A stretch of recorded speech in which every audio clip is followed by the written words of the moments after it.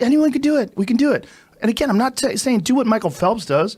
I'm just saying just do something. Got to do something. We have fucked up lifestyles. The lifestyles that people have are just, the human body is not designed to sit down all day.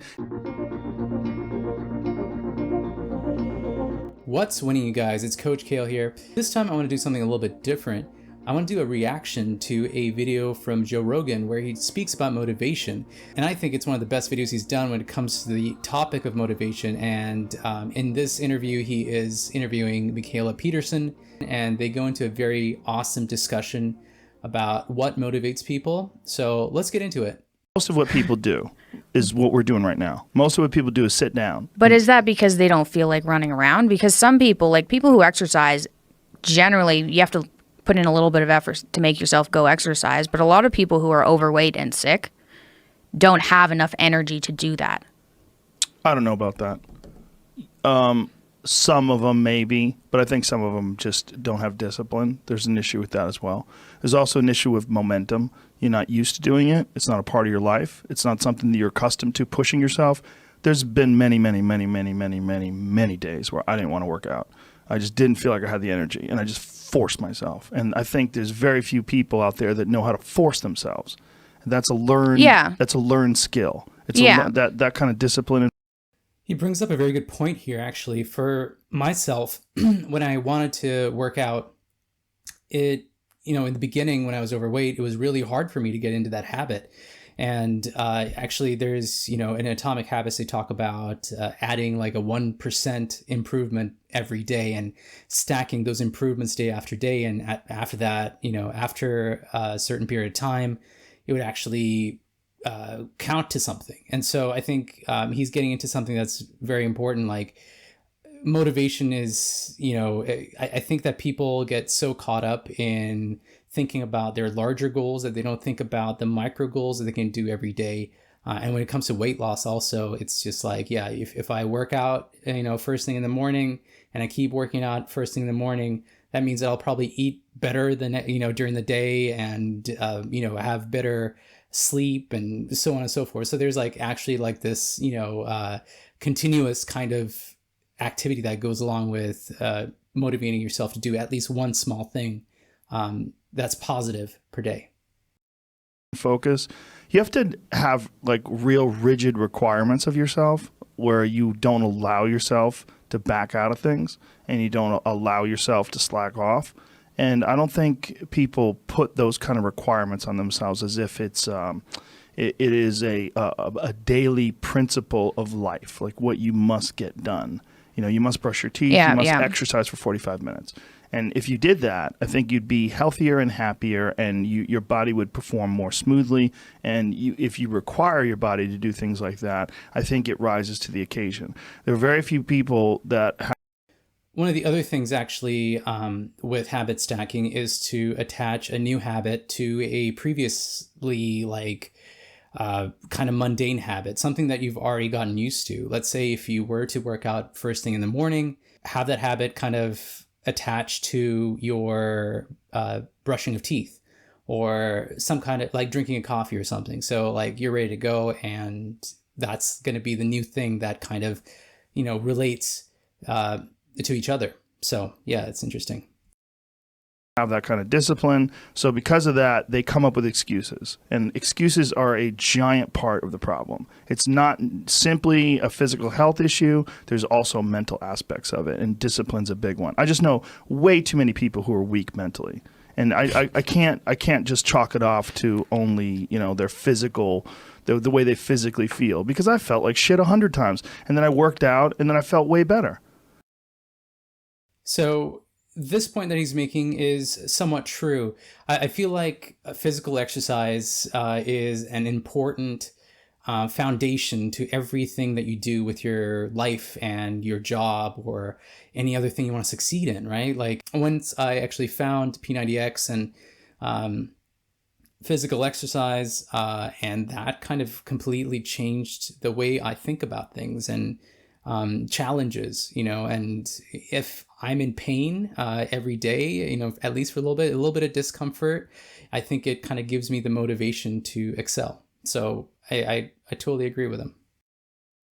Yeah. It's just a fact of life. That's real. You just gotta, and people don't know how to do that. And it's not and if you're used to doing this, get in your car, sit down, drive to the office, sit down, go to the lunch, sit down, go to the board meeting, sit down, get in your car on the way home, sit down, get home in front of the TV, sit down, then go to the gym, fuck off. They don't have any energy. Their body's like, I don't have it in me to do this. And I don't believe that. I think it's a lot of it is the mindset. So I partly agree with that, but and I know I was a very sick individual. You're in a different case. You have real, legitimate, diagnosed physical issues. This is a very different thing. You have a severe autoimmune disorder. Listen, you get your hip replaced when you're fucking 17. Yeah. That's crazy. Yeah. You don't hear that. This is I'm talking about the average fat fuck who's just sitting around being lazy. That's really what it is. It's like, I'm sure a lot of it is diet, and a lot of that diet affects their physical health. But there's been many, many people that have just put their foot down and said, enough. I'm going to change my life. I totally agree with it. In the sense that, yes, diet is, a huge factor. For me, it was just more of an emotional thing. So I needed to not be depressed anymore. I needed to get out and explore the world a little bit more. I was just living in a kind of a repeatable, kind of perpetual kind of depressive state, which is it sucks. So my day usually started, I was going to college at the time. So I was overweight. I kind of didn't have any direction. I had moved to a new city, and I moved here for a girl of most, and then that whole relationship kind of fell apart. And so now I'm just okay, now what do I do with my life? I moved here for someone, and I know some people, but I was also kind of ashamed of the whole situation too, because, when you kind of go through that type of situation, you have to also split the friends up, and you gotta, choose sides, and there's this whole thing. And so that was one of the issues. And I wasn't really fitting in with, the school that I was going to as a college student. And I was a late college student. So I was I was 27 years old, continuing on my bachelor's degree, which I already had a 2-year degree before.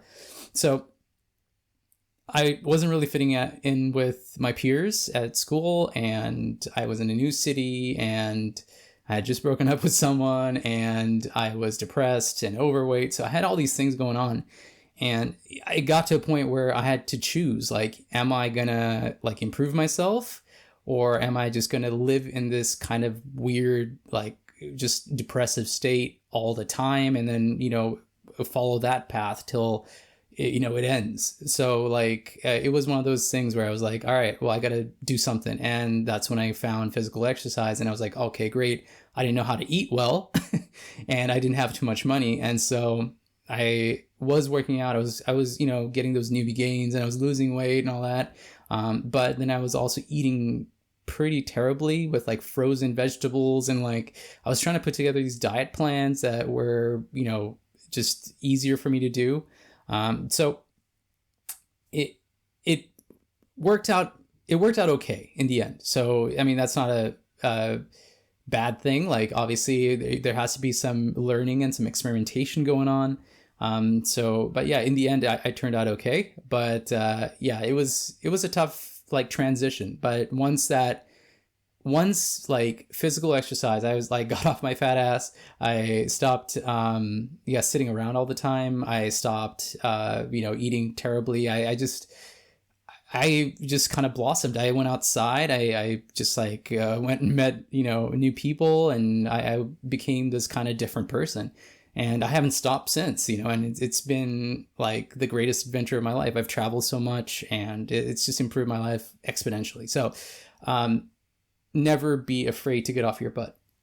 Affects the choices you make in terms of whether or not you require yourself to exercise.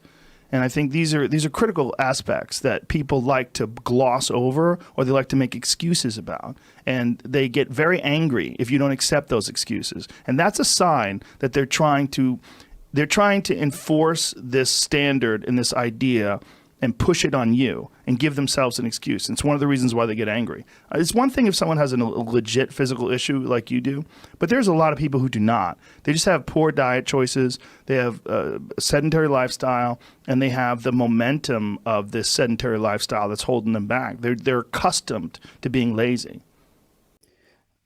To add to that, yeah, some people actually in my like inner circle of family or friends kept saying like, you don't have to do this, you're losing weight, you know, like they always tried to kind of not bring me down. But you know how the whole like idiom about the crabs in the pot, right? So they like to I'm sure with the best of intentions try to like say, hey, you're changing, I'm not comfortable with this. Maybe it's their own kind of situation as well.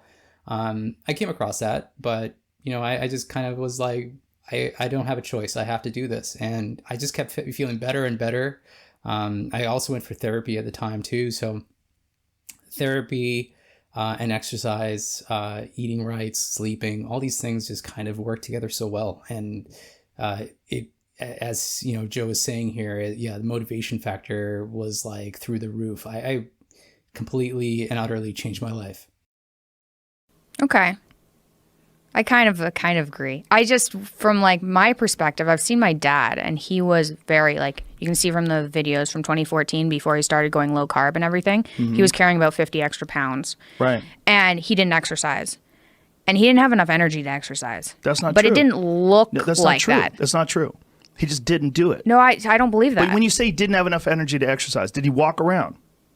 Well, yeah, Did but he you can walk to- drag yourself through things. And you can drag yourself through an exercise routine. You can. Oh, you most certainly can. You most certainly can. You don't have to do a lot. You just have to do something. You walk up hills. You jump a little rope. You take.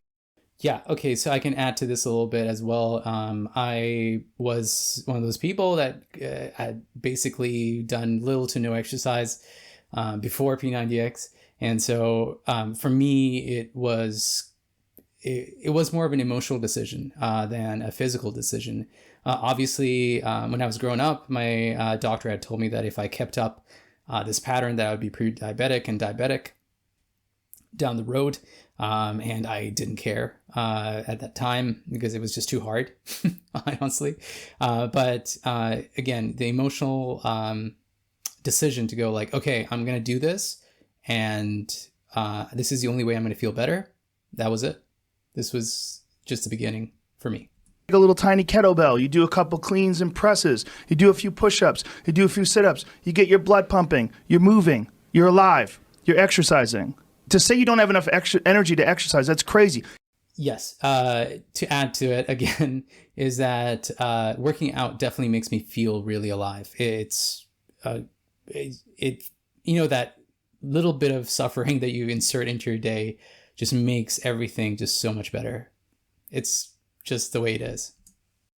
Can you walk to the refrigerator? Then you can exercise. I'm not saying that you have to run marathons.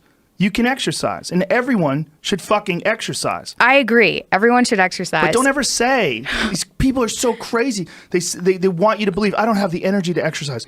God damn it. Everyone does. If you're alive, you can exercise. I believe that. I've been there. I know I'm a different case, but I've seen my dad there. And then here's the thing. Once he fixed up his diet, once he went to this carnivore diet, he's exercising now. Sure, he's got less weight on his body. He feels better. And he has energy. That's wonderful. He could have exercised then, too. He would have felt shittier, for sure. Wouldn't have felt as good as he's feeling now. But to give people this excuse, I don't have the energy to exercise, that is crazy to say. Can you walk to the fucking refrigerator? Yes. Well, you can exercise.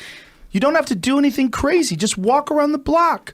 There's 80-year-old ladies who take yoga with me. They're fucking really old, and they're in there. They're going after it. They could easily say, I don't have the energy to do that. But they don't. It's a mental attitude. They make a decision. I agree. Like, there's a lot of it's discipline. You're going to get people who just won't exercise. You don't have to kill yourself. You don't have to go to a CrossFit class and try to do the workout of the day. You don't have to go nuts and do clean and presses. I totally agree with this. You don't have to kill yourself to exercise. Just do something so simple as walking, half an hour or something. Start there. Just be consistent with it. Start building that rhythm, and as in Atomic Habits, they say, and I've said this earlier in this video, is attach it to an already existing habit as drinking your coffee or your tea or brushing your teeth or something. Clean and presses with 150 pounds. You don't have to do that, but you have to do something. Just get your blood moving. Your body has requirements. It wants to move. It really does. And when it does, you feel better. But people like to give themselves this excuse. I do not have the energy to do this. Whatever. If you decide that, that's true. But if you watch a motivational video, there's 100 of them on YouTube, thousands even. You go watch one, you'll get fired up. You're like, fuck it, I'm going to jump some rope. You jump some rope, you do something. Just do some push-ups, do something, do some body weight squats. You'll feel better. But it's also like learning that and having that as a part of your daily life. It has to be, again, I'm not talking about someone like you who's in the throes of this autoimmune disorder where you're getting your hip replaced at 17. I'm not talking about someone with like serious degenerative illness. I'm talking about just a regular person who's overweight. You can do it. There's a lady who's like 450 pounds that takes yoga with me. She's enormous. She's in there. She's probably really embarrassing. Very hard to do. Yeah. And she's in there. Anyone could do it. We can do it. And again, I'm not saying do what Michael Phelps does. I'm just saying just do something. Got to do something. We have fucked up lifestyles. The lifestyles that people have are just, the human body is not designed to sit down all day, and it's certainly not designed to be stuck in traffic. To end my point here, it's, yes, definitely not easy to get started, but also that kind of negative self-talk about like, I don't have the energy to do things. Well, you can always say, I'm presently struggling with, and have that kind of mindset, because, if you keep saying, okay, I don't have the energy, then you have all this like negative kind of self-talk, and it's really hard to actually get going. So if you have the mindset that I'm presently struggling with this one step, or presently struggling with going for a walk around the block, well, guess what? You can just do like 10 minutes or something, start building up slowly. So just move your body. It's gonna save your life. Honestly, quite honestly. Thanks so much for joining me for yet another video. And if you like this type of content, feel free to like, subscribe, and hit that beautiful notification button. And I'll see you next week. This is Coach Kale signing off saying, let's be better.